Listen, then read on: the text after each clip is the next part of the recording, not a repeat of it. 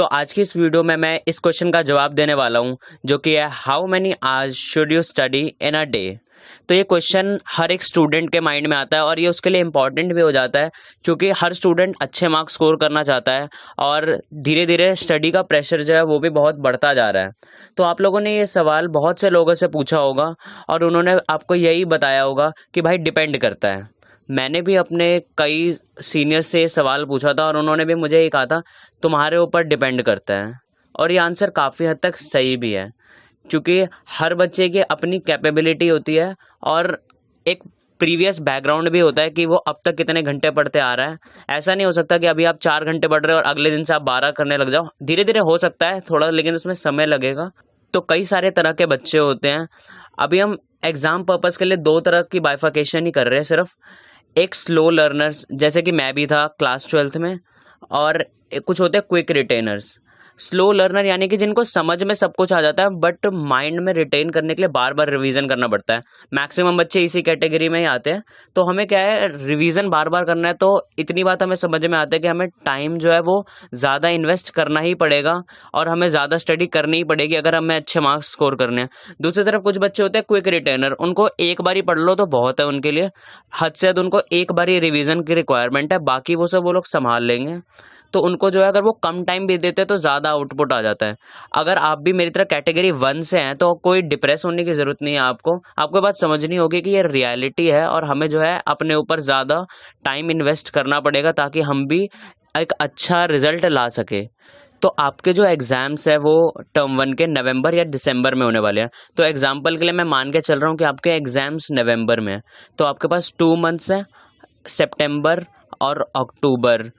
तो मान लो अगर आपको 30 चैप्टर्स प्रिपेयर करने हैं और आपके पास 2 मंथ्स यानी कि 60 डेज है, तो सिंपल मैथमेटिक्स है, आपको 2 दिन में एक चैप्टर कंप्लीट करना है। तो आप क्या कर सकते हो, 2 दिन में एक चैप्टर करना है, यानी कि 10 डेज में आपको 5 चैप्टर्स कंप्लीट करने होंगे।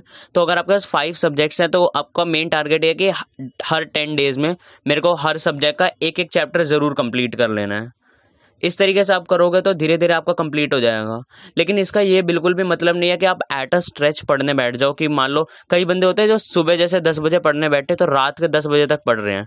मेरे खुद ऐसे कई दोस्त हैं जो रात को 10 बजे पढ़ना शुरू करते हैं और सुबह 6 बजे तक एक बार में 8 घंटे की एट अ स्ट्रेच स्टडी कर लेते हैं।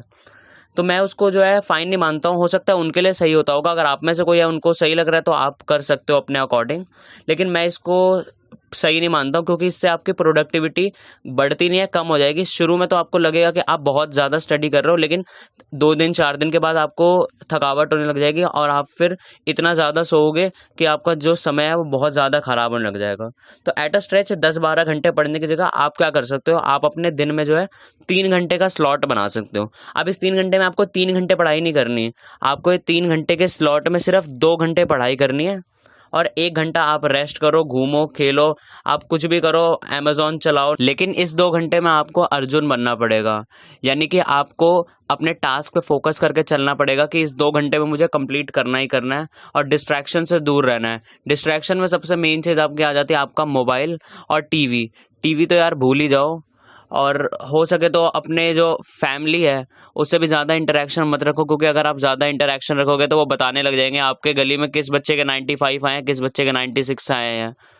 और अपने दोस्तों से तो दूर ही रहो, क्योंकि अगर आप अपने दोस्तों से ज़्यादा इंटरेक्शन रखोगे और उनकी जो स्टडी है कैसी चल रही है वो सब पूछोगे, तो अगर यदि जो वो बताया कि कम चल रही है तो आप जो है ओवर कॉन्फिडेंट हो जाओगे और कम पढ़ना स्टार्ट कर दोगे और फिर आपको एक नेगेटिव इफेक्ट दिखने लग जाएगा अपने रिजल्ट पे। और अगर यदि जो उन्होंने ज़्यादा कर रखा होगा तो आपको डिमोटिवेट हो जाओगे, क्योंकि कई बारी फ्रेंड्स जो है वो रिकमेंड कर देते हैं मैं इस बुक से पढ़ रहा हूँ, मैं इस बुक से पढ़ रहा हूँ, और आप भी वो फॉलो करने लग जाते हो और एक बुक से पढ़ने की जगह आप 10 बुक से पढ़ते हो और फिर आपका रिजल्ट जो है वो ख़राब आने लग जाता है। तो मैं उम्मीद करता हूँ कि आपको समझ आ गया होगा कि आपको दिन में कितने घंटे पढ़ने की ज़रूरत है। तो आज के लिए बस इतना ही। See you in the next video. तब तक के लिए पढ़ते रहो, सीखते रहो और आगे बढ़ते रहो।